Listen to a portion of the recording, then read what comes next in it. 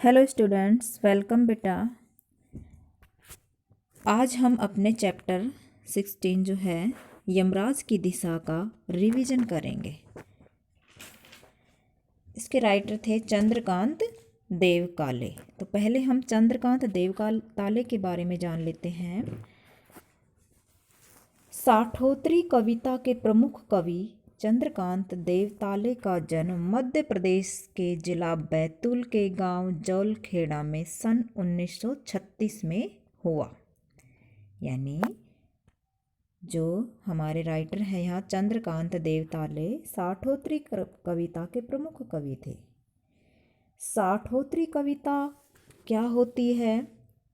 देखो बेटा, प्रयोगवाद के बाद हिंदी कविता की एक नई धारा शुरू हुई थी, साठोत्री हिंदी साहित्य, जो कि इतिहास के अंतर्गत 1960 के बाद के मुख्य नवलेखन यानी नई कविताएं, नई कहानी आदि रचनाएं जो हैं वो साठोत्री कविता के मध्य आती है। यानी 60 जो 1960 का दशक था उसके बाद जो रचनाएं हुई उन्हें साठोत्री रचनाएं कहा गया।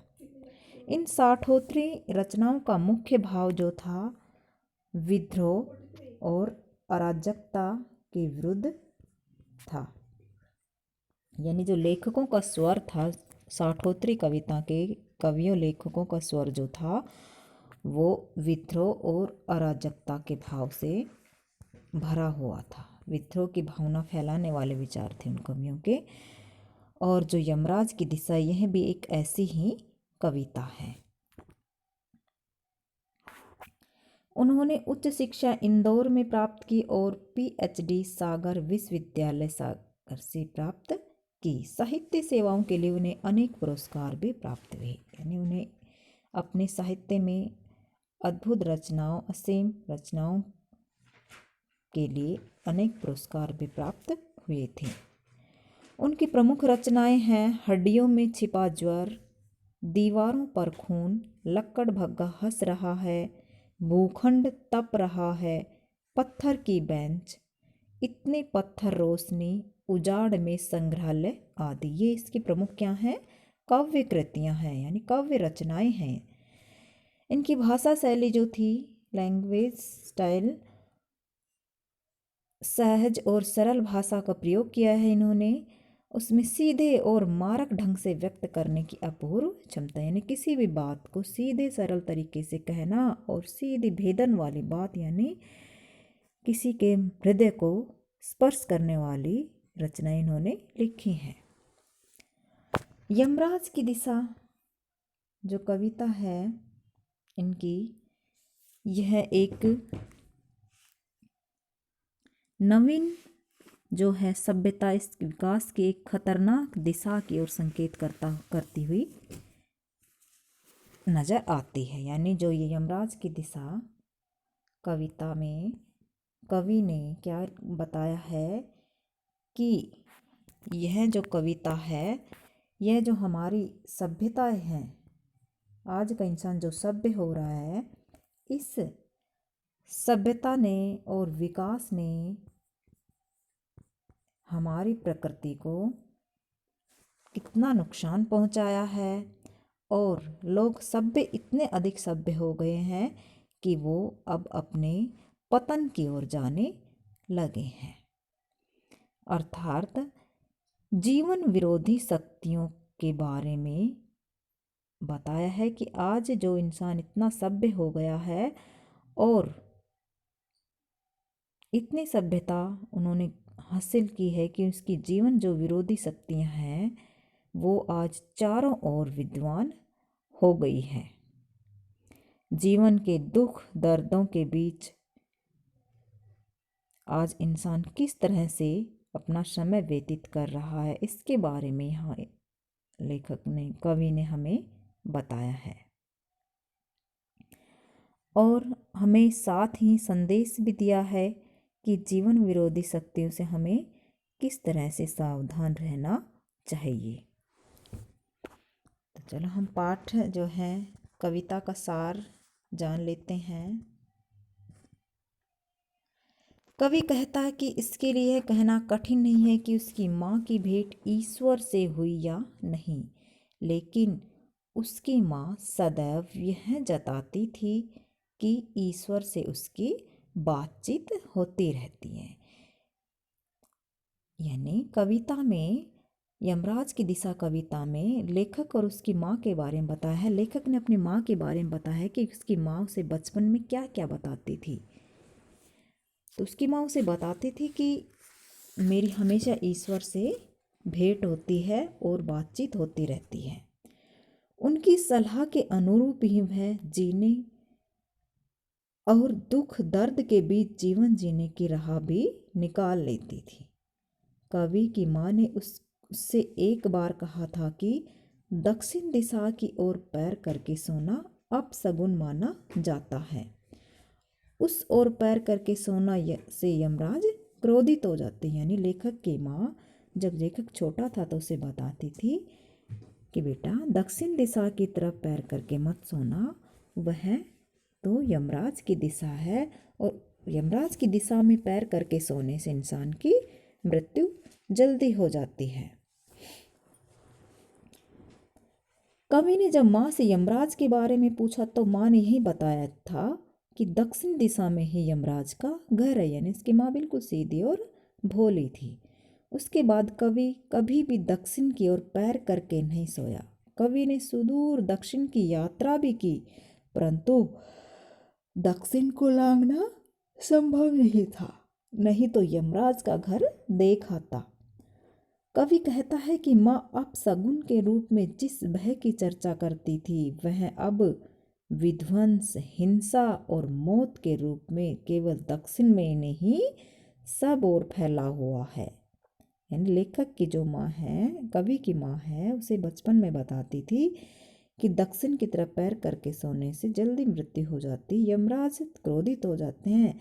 लेकिन आज तो वह भयानक स्थिति लेखक को चारों ओर दिखाई देती है। यानी जीवन विरोधी शक्तियाँ चारों ओर फैलती जा रही है। कवि इस चुनौती के सम्मुख खड़ा होने का मौन आह्वान करता है, अपनी इस कविता के माध्यम से बताता है। माँ की ईश्वर से मुलाकात हुई या नहीं कहना मुश्किल है, पर वह जताती थी जैसे ईश्वर से उसकी बातचीत होती है और उससे प्राप्त सलाहों के अनुसार जिंदगी जीने और दुख बर्दाश्त करने के रास्ते खोज लेती है।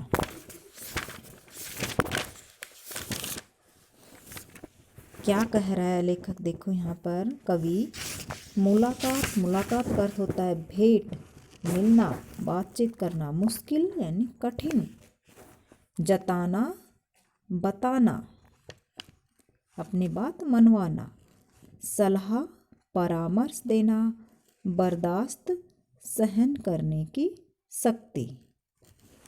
तो कवि के कह रहा है कि मेरे लिए यह कहना कठिन है कि माँ की ईश्वर से मुलाकात हुई या नहीं। यानी लेखक कवि की जो माँ है वो बताती थी कि मेरी ईश्वर से मुलाकात हुई है। तो कह रहा है कवि कि मुझे नहीं पता कि माँ की मुलाकात हुई थी या नहीं, लेकिन जिस तरीके से माँ मुझे बात बताती थी कि ईश्वर से मेरी बातचीत होती है, और माँ यह भी बताती थी कि ईश्वर के द्वारा दी हुई सलाह को प्राप्त सलाहों के अनुसार जिंदगी जीने और उसे बर्दाश्त करने के रास्ते भी खोज लेती थी।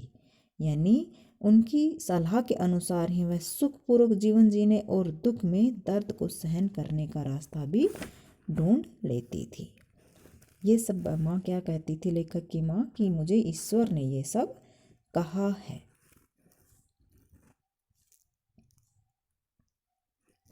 माँ ने एक बार मुझसे कहा था दक्षिण की तरफ पैर करके मत सोना, वह मृत्यु की दिशा है और यमराज को क्रुद्ध करना बुद्धि मानने की बात नहीं।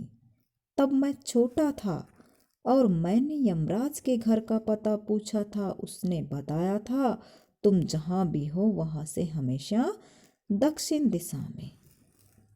यहाँ देखो यमराज कौन है? यमराज मृत्यु के देवता है, उसको यमराज कहा गया है यहाँ पर। और क्रुद्ध करना, इसका अर्थ होता है क्रोधित करना या गुस्सा दिलाना। कवि की माँ दक्षिण की ओर पैर करके सोने को क्या मानती है? अपशगुन मानती है।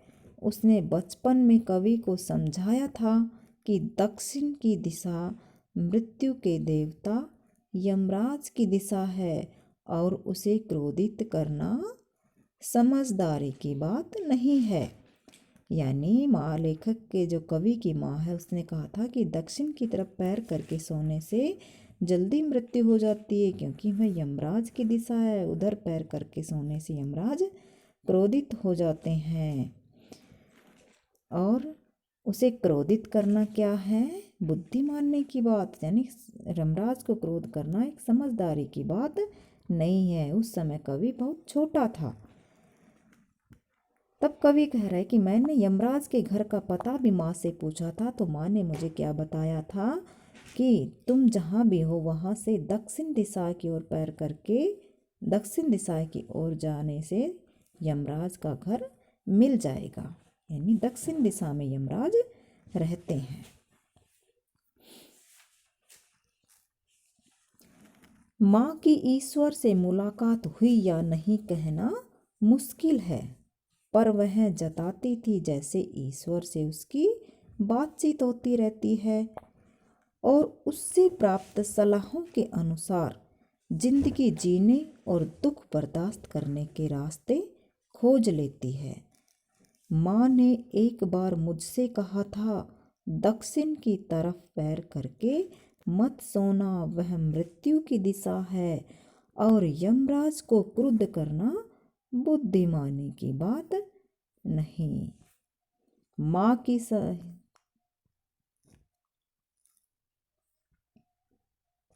की समझाइश के बाद दक्षिण दिशा में पैर करके मैं कभी नहीं सोया, और इससे इतना फायदा जरूर हुआ कि दक्षिण दिशा को पहचानने में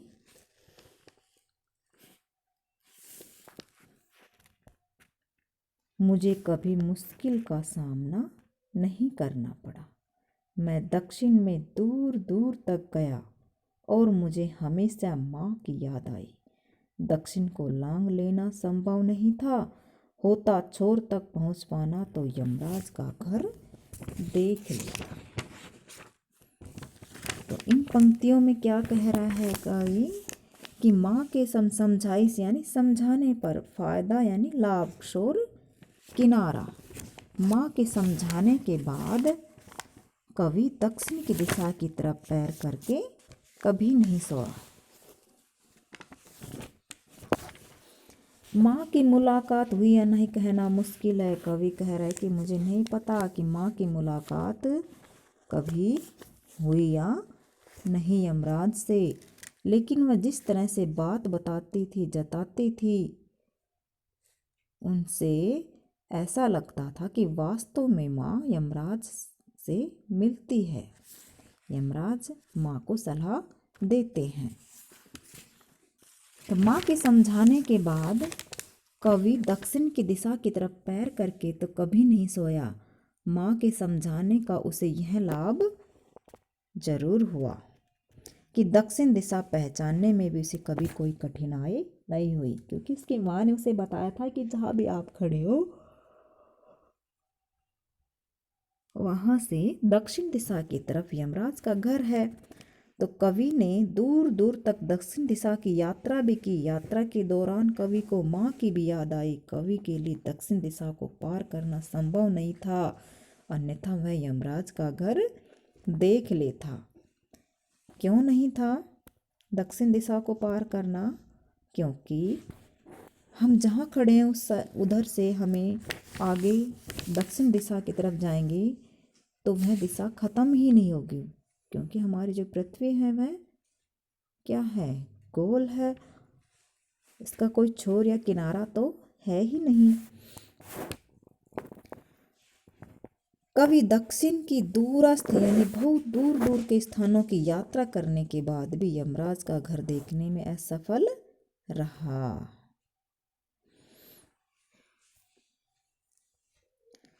पर आज जिधर भी पैर करके सो, देखो यहाँ कवि बता रहा है आज की परिस्थिति और अपने बचपन की परिस्थिति के बारे में। आज जिधर भी पैर करके सो वहीं दक्षिण दिशा हो जाती है।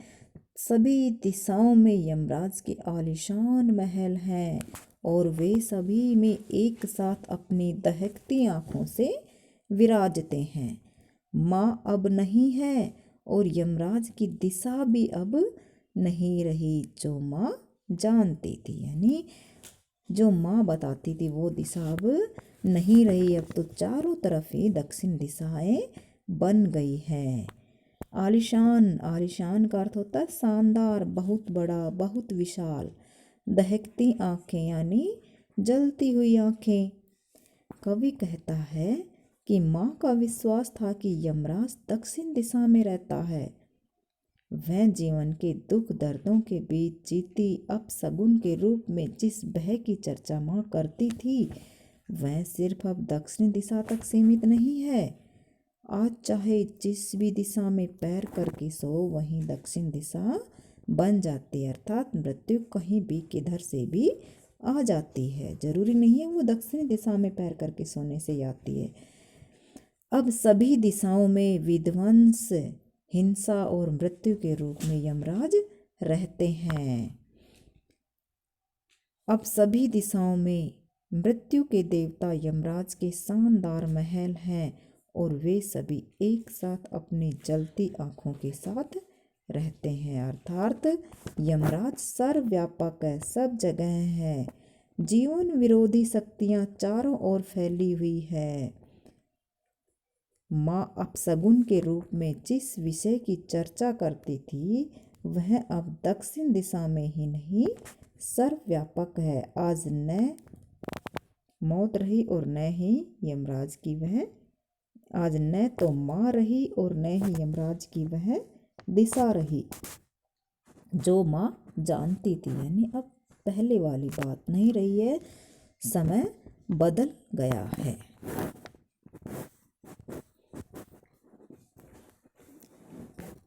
पाठ्य पुस्तक की हम प्रश्न उत्तर कर लेते हैं। देखो बेटा,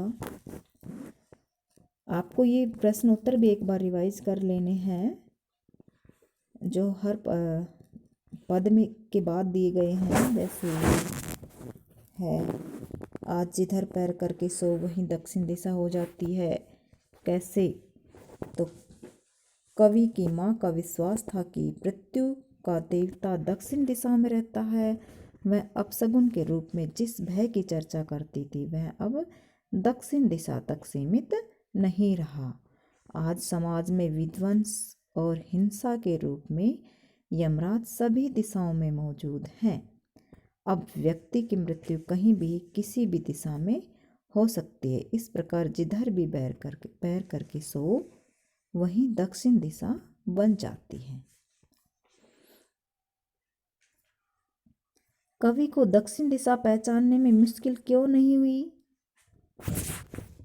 माँ ने कवि को बचपन में समझा दिया था कि दक्षिण दिशा में पैर करके सोना अपशगुन माना जाता है। इस दिशा में मृत्यु के देवता यमराज का घर है, इसलिए वह जहाँ भी जाता उसे दक्षिण दिशा पहचानने में कठिनाई नहीं हुई।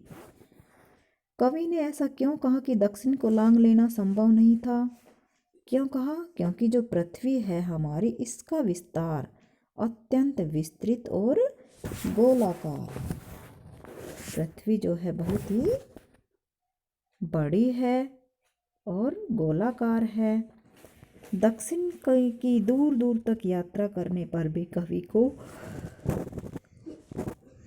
दक्षिण का कोई छोर नहीं मिला, यानी किनारा नहीं मिला, क्योंकि पृथ्वी हमारी गोल है।